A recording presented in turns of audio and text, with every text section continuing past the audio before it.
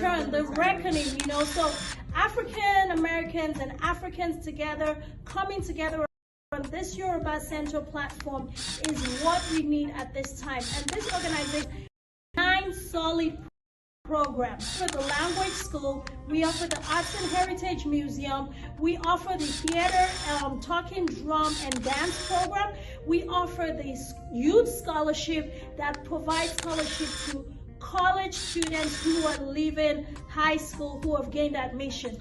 We have the community program for families. We have the health and wellness program.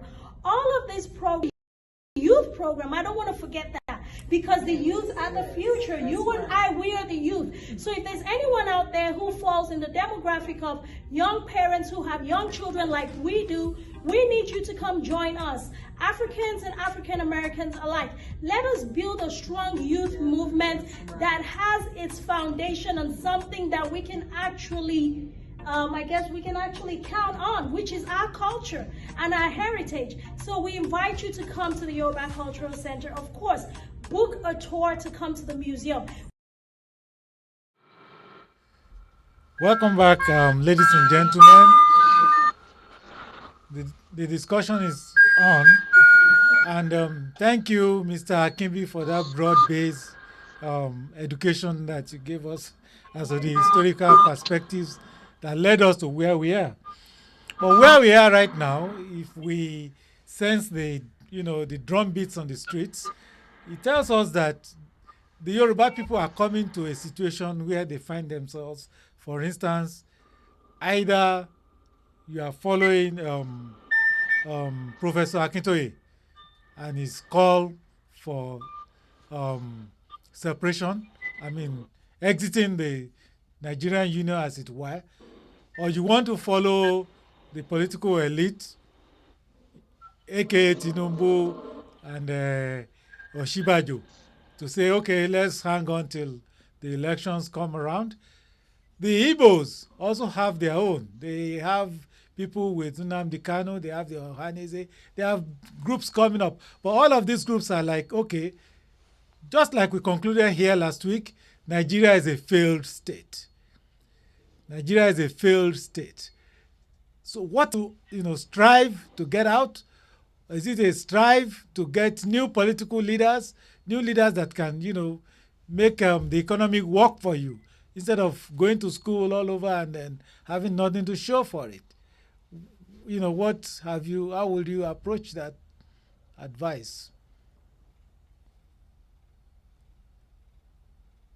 I think a Nigerian that have lived outside of the country for 42 years, all I could have his opinion. I, of course, understood the dynamics of the issue. One, if we're split, there are some among the Yorubas who think that we should try to restructure and try our best to get to a regional system with the same form of central control system. And I think about X percentage of us of that thinking.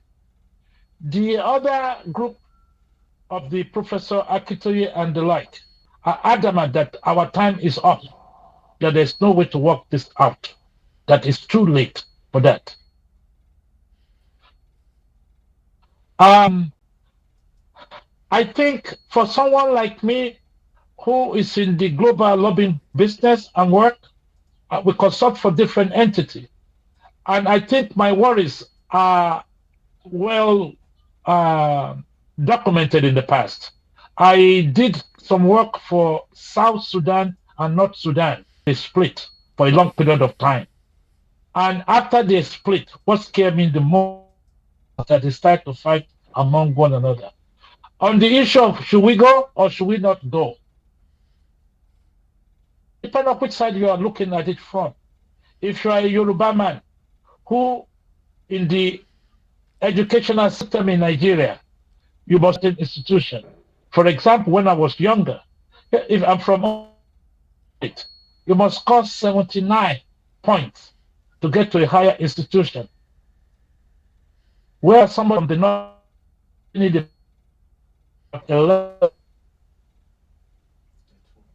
of the same curriculum to get, of the same test to get to the same institution we're going to. They call this the quota system.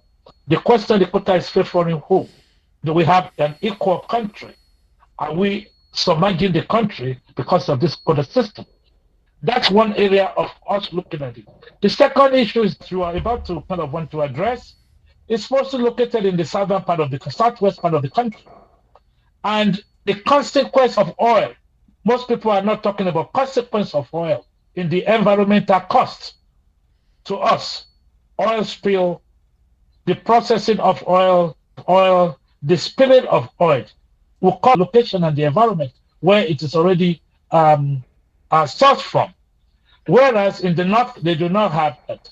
The current system we are having is that once we have a federal system that control all the resources of the country, if someone gets in position, like the current administration, seems to now maneuver all the resources from the south to the north, of course, most of the southerners are not going to be happy about this, and that's why some people are actually asking for an outright succession. And some people are asking for reconstruction or restructuring, rather. Some people are actually asking for no way out but to separate.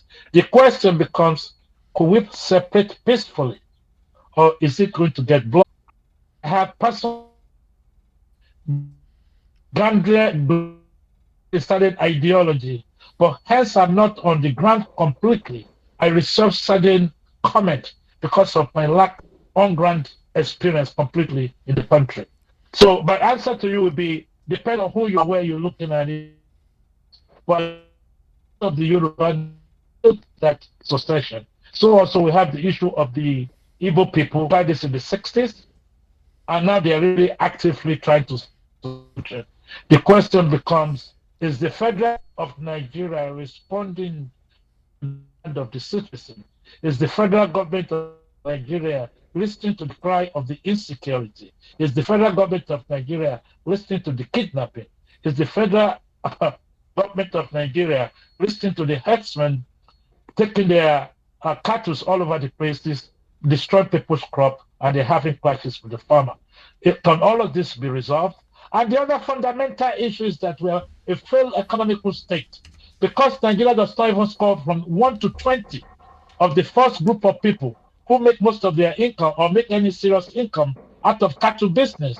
Milk, cattle farm are all over the world. We're not one of the first 10 people who sell beef to the world or who sell milk to the world. And even the beef, we can't even maintain the beef business in our country because we don't have a efficient system. So we have fundamental flawed system all over the place. But the last question I'm going to be asking is: we have a Fulani head of state, president, and you have a Yoruba vice president. The question becomes: what is missing, and why is the system not working? Exactly, and that is that exactly is the question people are asking. That everybody has tried every trick in their in their baggage, in their pockets, and nothing seems to be working. So why are we, why do we think there is anything after 2023 that can work? And right now the government seems determined to push us or find its way, however it maneuvers the system to get that 2023 elections to happen. Unfortunately, the youths are crying that they are being disenfranchised from participating even in that 2023 election. Many of them were, many of their parties were deregistered by INEC recently. So, we will continue after the break. We will take a break right now, and then we'll continue this discussion right after the break.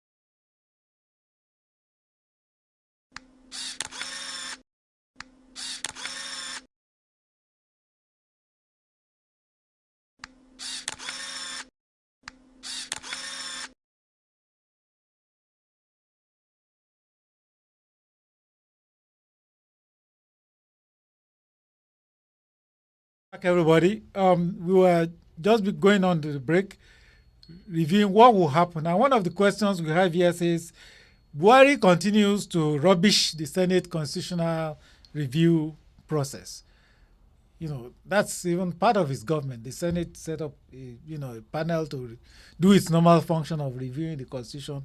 But the man says, no, I'm not even interested in reviewing. I'm not interested in restructuring. I'm not interested in nothing.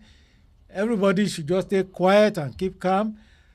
And, you know, just so long, as far as I'm concerned, I must hand over an intact constitution to the next government. Whatever the plan, whatever he's thinking of that next government that he plans to hand over to, we don't know who he plans to hand over to and what's in there. But right now, what we continue to see is this, in the system, is selective justice, selective prosecution of certain people, certain parts of the economy, certain parts of the population, and it's what has gotten us here. What is the interest? What is the why is this control, the intention to keep grab of the economic setup of control of the economy of the country so important that we have some people not even interested in other people progressing economically while they have control and continue to oppress them. And that's what we have. That's what I would like you to help us look at. The man continues to rubbish anything that has any objection to his 2023 agenda. I think, again, thank you for attending to the issue. I think we need to first of all look at the whole of the African continent, post-colonial era. Our political system is drawn out of a foreign doctrine. Our economical system is established on top of a system of colonialization originally. The former system we're still using are all still colonial based. They do not address the issue of the African in the African sense from an African perspective. So the result of some of those consequences is that most all of us in the African continent are suffering. The effect of those suffrage is when you see one single person get to power and he or she absolutely misuse that power. You have some part of the African continent where some people are in power for almost 30 years. You have absolute power. There are most of the African continent governmental system is alien to us, and we're not properly even using the alien system we are adopting to befit us. Our constitution of most of the African continent is taken away from the backdrop from the leaflet of the European countries. That's one of the issue that is the undercurrent here we don't seem to look at before we start to look at individual government. Individual government do come and go. They bring their pluses, they bring their minuses. I have my own personal opinion and thoughts about this administration and their effort to blindly not, in my position, address the insecurity issue that is affecting the masses in the country. The pressure is high, kidnapping is high, banditry is high. There's violence and there's movement of people without direction. The question becomes, the boundary of Benin Republic was closed while the boundary of Niger to Nigeria was open, and without explaining the economical ramification or factor behind those decisions. I think the way things are going, I am not sure if the system or the country will not erupt in violence. The attempt to kidnap Kano out of a foreign country which is against international law, may spread to the Igbos to come out and decide to take laws into their hands. And then the government may want to confront it with security pressure. That could lead to bloody confrontation. On the Yoruba side, or the Southwest, we're suffering from a lot of level of anxiety. People are not able to move freely anymore. As of just yesterday, 8 people were kidnapped in Akure Ife Road, broad daylight, by quote unquote Fulani headsmen. I think the question the rest of the world is asking is, where is the government? Where all these headsmen are causing havoc in the life of the daily people of Nigeria. A lot of these people are poor. They cannot even maintain before you come at this additional stress. And they're asking, why is the effort so much put on the separatist agitators? Why the Boko Haram, the ISIS, and the like seems to be running rampant without check? And once sometimes they're caught, they seems to go scot-free. The question becomes, where's the justice in the system? Where's equity in our system? Those are the fundamental questions those of us in the global environment are asking. And the global stakeholders are asking the same questions about our country. So, I think my only position is we must be very, very, very careful of agitating for war. War is never pretty. And at the end of all wars, you have rape, you have hunger, you have sorrow, you have death all over the place. And at the end of the day, you still have to come back to the table to negotiate. Thank you, sir. And I think you should know. If anybody must know, I think you should know. Like, once again, we have to thank Mr. Femi Akinbi for coming on the program. He consults for governments all over the world, and they are about economic prosperity of the people. And one of the reasons why we're happy and lucky to have him on this show to educate us. The discussion will continue from there next week. You had him use some big words in there that pertain to interests. I mean, the issue, the breakdown of law and order and unfairness in the system, in so many ways, which has led to people, asking, what's next? What's next? One of the things, language we've been hearing very recently is the force majeure. And we are asking, people are asking, is it enforceable? Is it enforceable to annul the Nigerian constitution? Can somebody say we've annulled it, just like we've had from the groups protesting against for agitation and self-determination as one of their steps? So next week we'll be looking at this. Is it enforceable?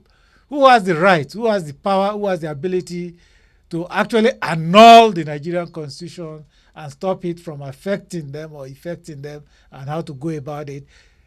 Talking about peaceful exit from the system without war.